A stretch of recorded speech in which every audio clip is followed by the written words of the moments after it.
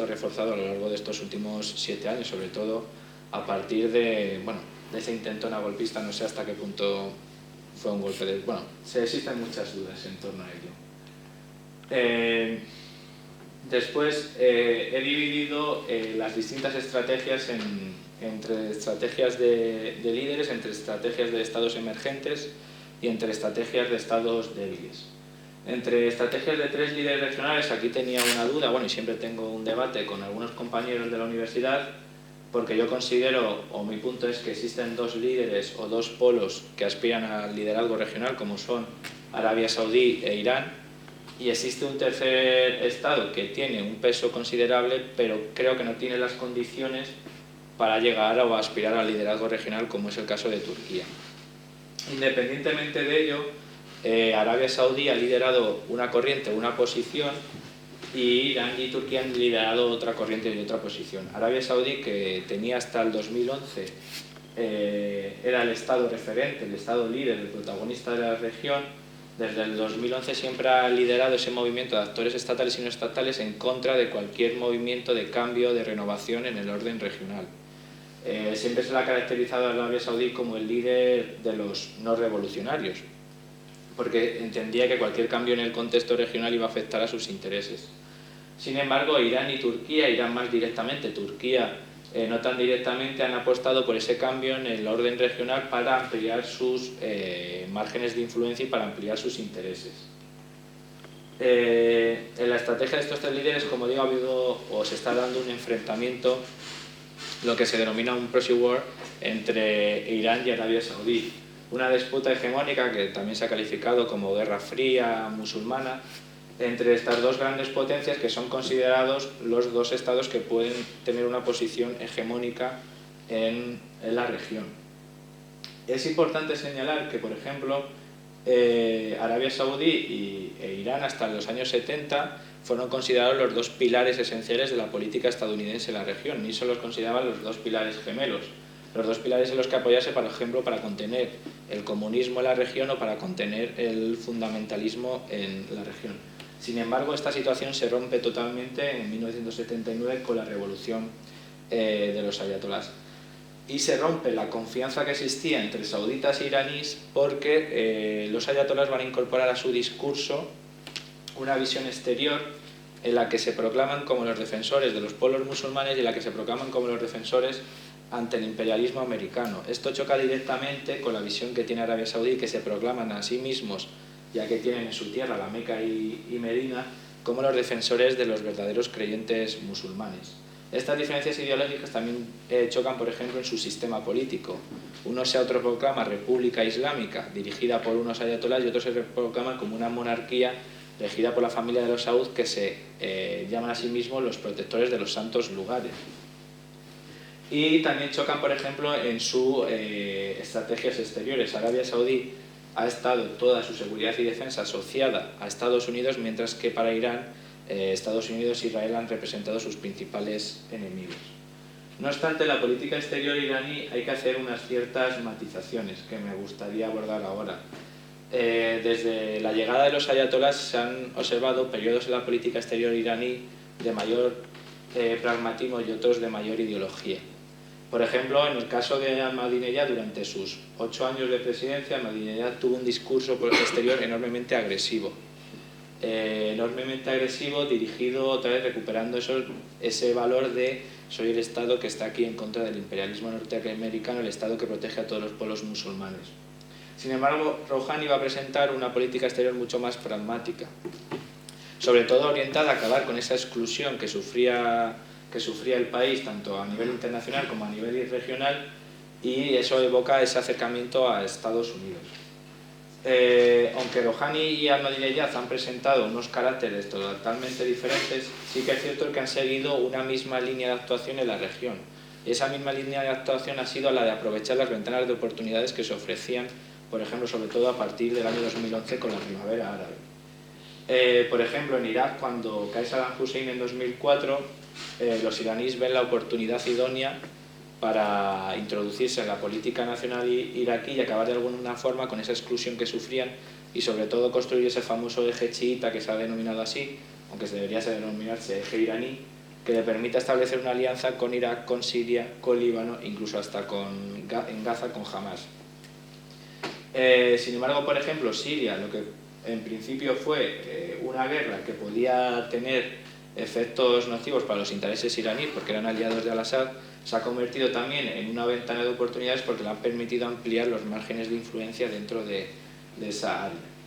Por otro lado, tenemos el caso de Turquía, que en estos últimos 7 años lo que ha hecho Erdogan es mirar hacia Oriente Medio y dar la espalda a la Unión Europea. Es cierto que la política exterior de Erdogan durante los últimos 10 años hasta el año 2011 fue la de enfocarse o intentar ser que Turquía fuera un miembro de la Unión Europea, y se encontró siempre con la negativa de los estados europeos. Y a partir del año 2011 Erdogan, por 2 motivos, decide de alguna forma romper esa tendencia europeísta que tenía y enfocarse en Oriente Medio. Por 2 motivos lo hace. Primero, porque ve las primaveras árabes una forma de Turquía consolidarse como un ejemplo de combinar valores occidentales con valores islámicos. Por ejemplo, fue uno de los países que dio asistencia a los hermanos musulmanes en Egipto. Y por otro lado, también por cuestiones de seguridad y defensa. La guerra en Siria le afecta directamente a su propia seguridad y defensa, por lo que entiende Erdogan y el gobierno turco que ya no merece la pena tanto enfocarse o mirar hacia Europa cuando tiene graves problemas en su entorno más cercano. Y después tenemos la política o la estrategia seguida por Arabia Saudí. En este caso también es cierto que hay que señalar que en cuestión de seguridad y defensa, Arabia Saudí y la mayor parte de las monarquías del Golfo llevan desde los principios de los 2000 unos programas ingentes de inversiones para la modernización y la capacitación de sus fuerzas armadas y de seguridad y defensa. Esta política se realiza porque a partir del año 2003 entienden que Estados Unidos ya no es un garante de su seguridad y de defensa, sino que puede ser un generador de nuevos problemas. La guerra de Irak, como digo, no es que la mayor parte de los países árabes o de estas monarquías estuvieran a favor de Saddam Hussein, sino que temían que la caída de Saddam Hussein fuera a traer nuevas inestabilidades y problemas, como así ha sido. Y además Estados Unidos actúa de una forma unilateral en esa cuestión, sin contar con el consentimiento ni con el trabajo conjunto que había tenido hasta el momento con las monarquías árabes. Esto provoca que Arabia Saudí, Emiratos Árabes, Qatar decidan que es el momento de modernizar sus fuerzas armadas y sus ejércitos. Y por ejemplo, en el último año, tras Estados Unidos y Rusia, Arabia Saudí ha sido el estado que más gasto militar ha realizado en defensa. Y el objetivo no es otro que el de asegurarse su propia defensa y no depender de una tercera potencia como es la de Estados Unidos.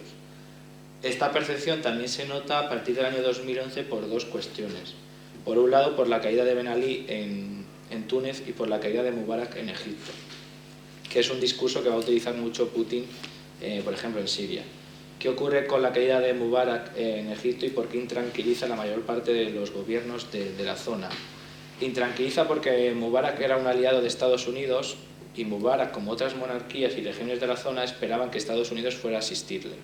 Sin embargo, Obama, como explicaré ahora adelante, decide no tener un papel activo en la situación y decide dejar caer a Mubarak. Esto levanta enorme malestar en la mayor parte de las monarquías de la zona, sobre todo en Jordania y Arabia Saudí, porque sienten que su principal aliado exterior, si entran en problemas, no va a asistirles ni va a ayudarles, lo que hace que se entiendan que tienen que asegurarse su propia seguridad y defensa y no depender ya tanto de Estados Unidos. Por otro lado, en Arabia Saudí, a partir del año 2015, se da una situación interna muy llamativa.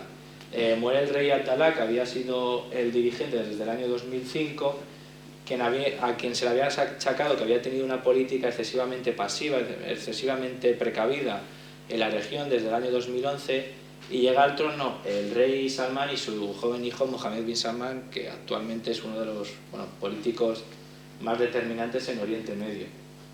Y padre e hijo deciden realizar una revisión profunda de lo que ha sido la política exterior de Arabia Saudí, basada en 2 cuestiones principalmente. Arabia Saudí ya no va a depender de Estados Unidos ni va a buscar el permiso de Estados Unidos a la hora de llevar a cabo iniciativas en su propia región, como es por ejemplo el caso de la guerra en Yemen. Y por otro lado,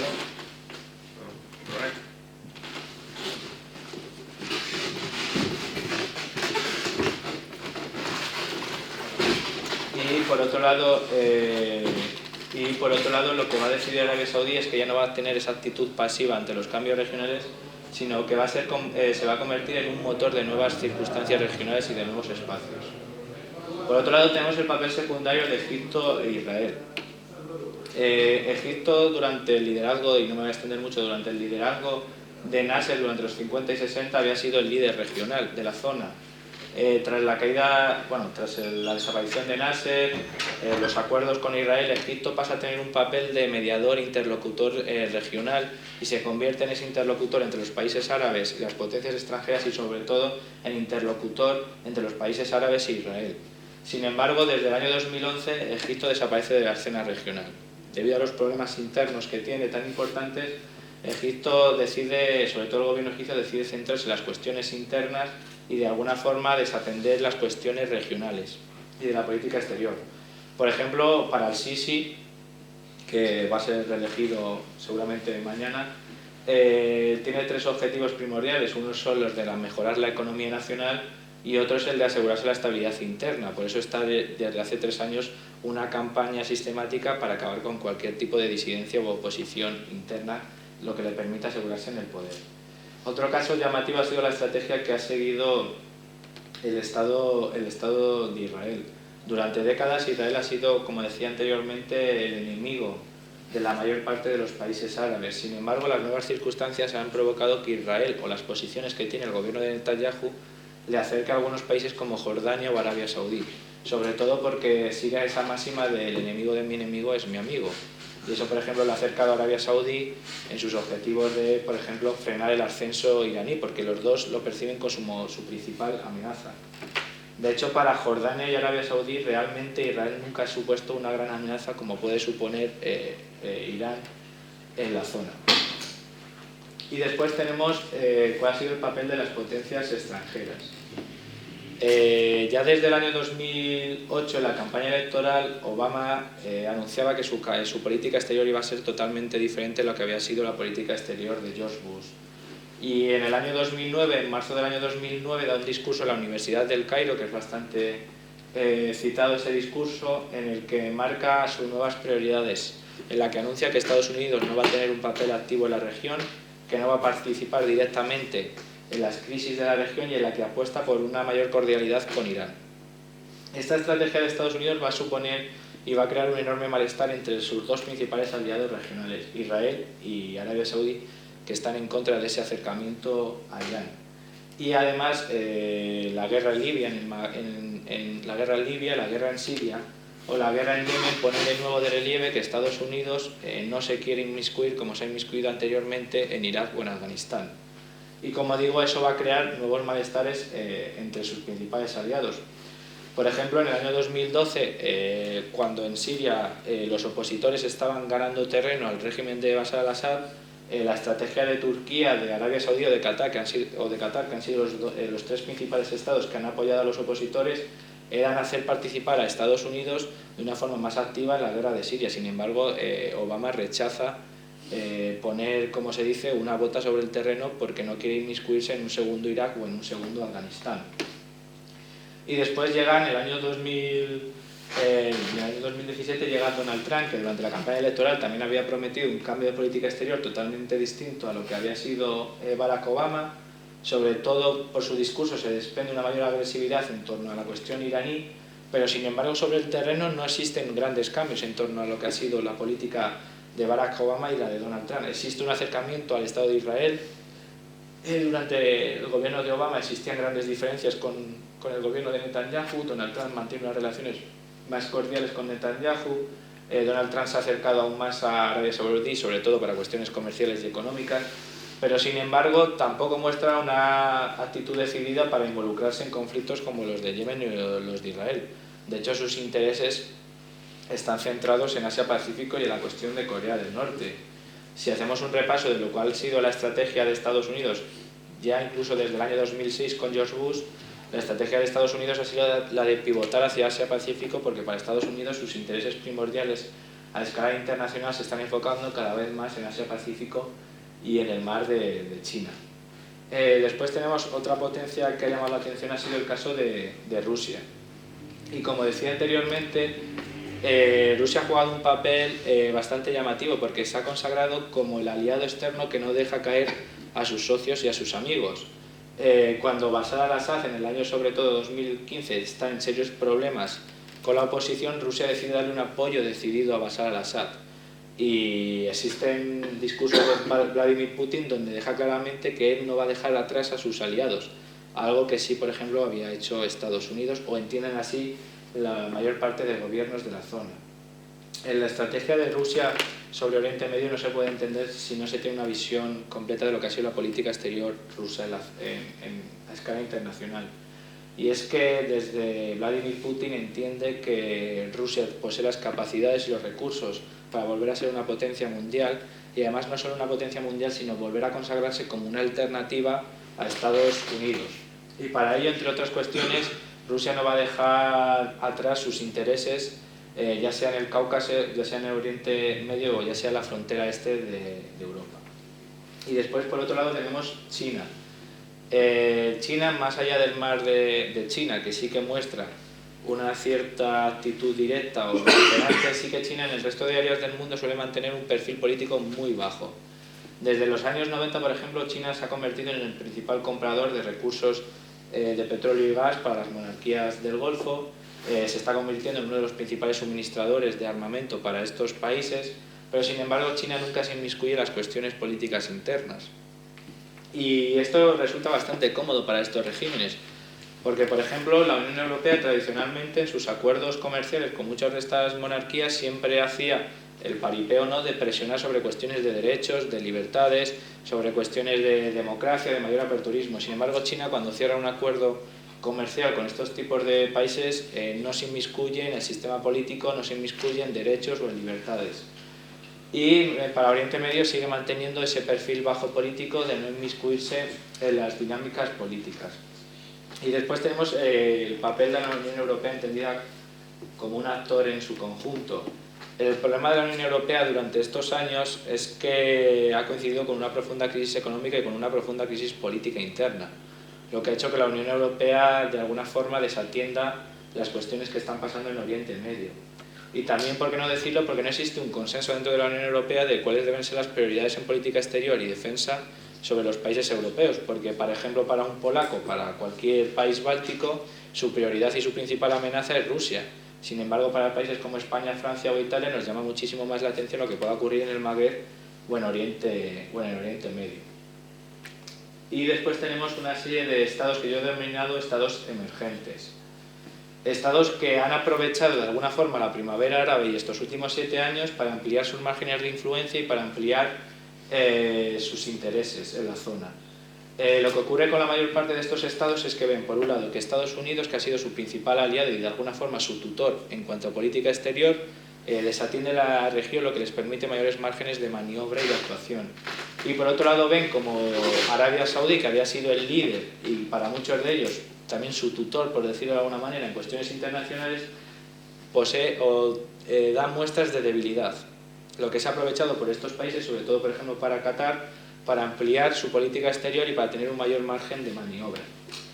El caso de Qatar, por ejemplo, es muy llamativo porque hasta el año 2011 también Qatar había estado jugando con esa figura o con ese rol de convertirse en un estado mediador, en un estado conciliador.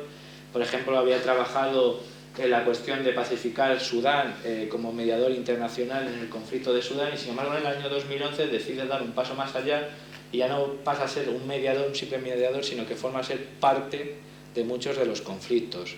Se involucra en el conflicto de Libia, se involucra, por ejemplo, en Egipto, dando su apoyo a los hermanos musulmanes, cosa que el gobierno egipcio actual no le perdona a Qatar. Se involucra también en Siria, fue el primer país que da soporte logístico a los opositores en Siria, y eso le lleva a que genere enorme recelo entre dos de sus principales vecinos y socios hasta el momento, que son Egipto y Arabia Saudí. Hay que entender que Arabia Saudí siempre ha entendido el Consejo de Cooperación del Golfo y las monarquías que le rodean como un apéndice de su propio territorio. Lo ha entendido como estados que de alguna forma deben seguir la línea que él mantiene en cuanto a política exterior. Sin embargo, la dinastía Al-Thani, la monarquía de Qatar, nunca se ha sentido a gusto en ese corsé saudita, sino que siempre ha apostado por mantener su propia política exterior. Y esto también se refleja, por ejemplo, en la crisis diplomática del verano del 2017, con ese bloqueo económico a Qatar, en el que Qatar sufre el bloqueo económico de sus principales socios comerciales y que encuentra la asistencia tanto de Turquía como de Irán. Por otro lado, tenemos el caso de Emiratos Árabes Unidos. Como decía, Qatar y Emiratos Árabes Unidos son dos países que parece que están siguiendo un camino parecido. Sin embargo, mientras Qatar ha apostado por intentar defender una política exterior autónoma e independiente, Emiratos Árabes ha entendido que el mejor modo de consolidarse como actor importante y relevante es seguir la sombra de Arabia Saudí. Por eso Emiratos Árabes, por ejemplo, a escala internacional siempre trabaja de acuerdo a las premisas de los sauditas para no levantar el recelo de su vecino. Por otro lado, tenemos el caso de Kuwait, y es que Kuwait se encuentra en una tesitura. Más o menos el 30% de su población es chiita. Algunos posee una monarquía con rasgos cada vez más constitucionales porque tiene una asamblea nacional con importantes capacidades legislativas, aunque el rey todavía posee ciertas prerrogativas, y eso provoca que internamente el rey no tenga la fuerza suficiente para imponer sus propias políticas. Y por el otro lado también se encuentra en esa tesitura tiene al norte a Irak, al este a Irán y al oeste a Arabia Saudí. Y por eso, por ejemplo, en la crisis de Qatar, Kuwait, en vez de involucrarse entre los estados que boicotearon al Emirato Qatarí, Kuwait jugó el papel de mediador intentando conciliar, ya que tiene fuertes vínculos comerciales, por ejemplo, con Irán, y no le interesaría romper relaciones ni tanto con Irán ni con Arabia Saudí. Por otro lado, tenemos el caso de Jordania.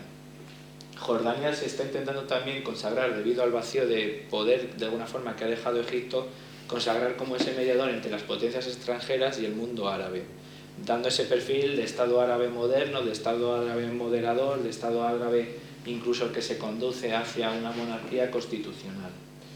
Y después, por otro lado, tenemos Omán. Omán es un país que pasa desapercibido para la mayor parte de la opinión pública, para la mayor parte de los analistas. Es un sultanato y el sultán Fuad al-Sisi, que lleva más de 30 años en el poder, su política o su estrategia en torno a la región ha sido la de mantener un perfil bajo, no granjearse en ningún tipo de enemigo, pero no involucrarse en ningún conflicto. Por ejemplo, en el conflicto en Yemen, que le afecta seriamente porque son estados vecinos, ha decidido no participar en la coalición internacional que lidera Arabia Saudí, porque el enfoque del sultán de Omán es el de mantener la estabilidad interna. Y después he denominado lo que son estrategias de estados débiles, y los considero así por varias razones. Por un lado, Bahrein, porque a partir del año 2011 la dinastía al-Jalifa pide ayuda a sus socios del Consejo de Cooperación del Golfo y solo le asisten Arabia Saudí y Emiratos Árabes, factor importante a tener en cuenta.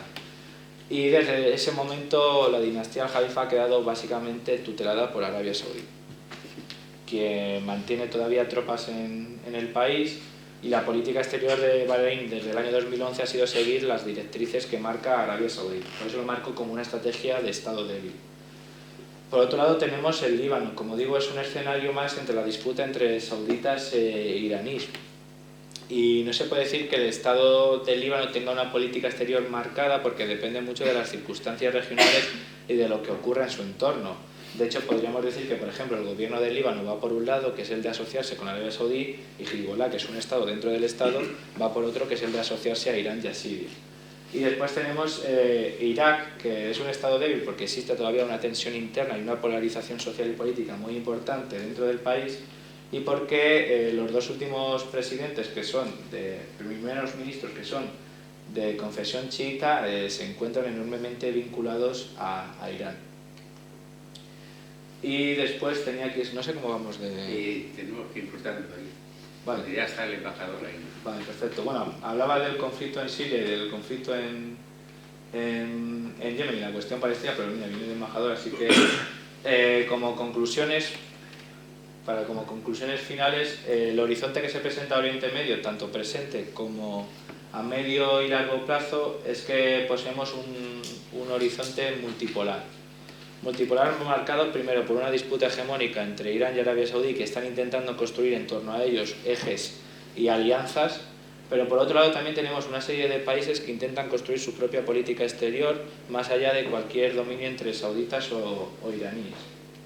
Después también tenemos un escenario más fragmentado, con diversas amenazas, con diversos peligros, con diferentes puntos de conflicto, con una carrera armamentística e ideológica importante, y en la que es muy difícil predecir cuáles van a ser los escenarios futuros, y sobre todo es muy difícil establecer soluciones posibles a las crisis que existen en la región, porque no existe ningún tipo de consenso y porque existen unos intereses totalmente enfrentados y que no pueden llegar a ningún tipo de congruencia. Y bueno, hasta aquí. Pues muchas gracias. Nada, lo siento.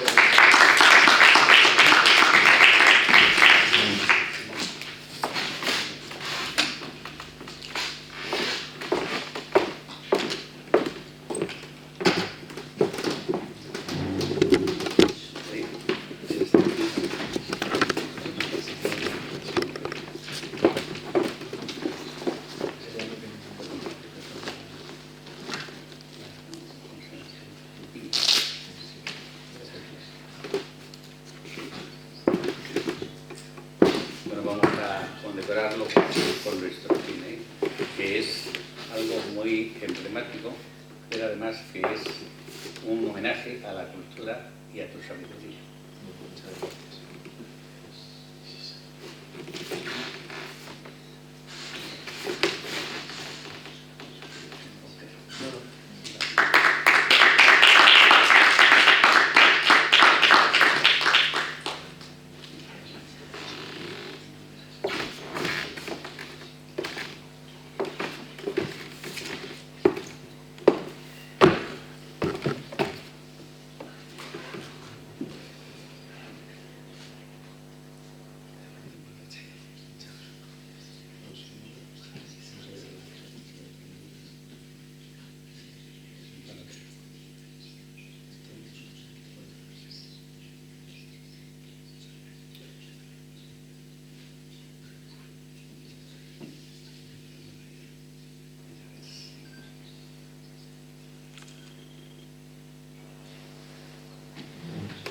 Muchas gracias.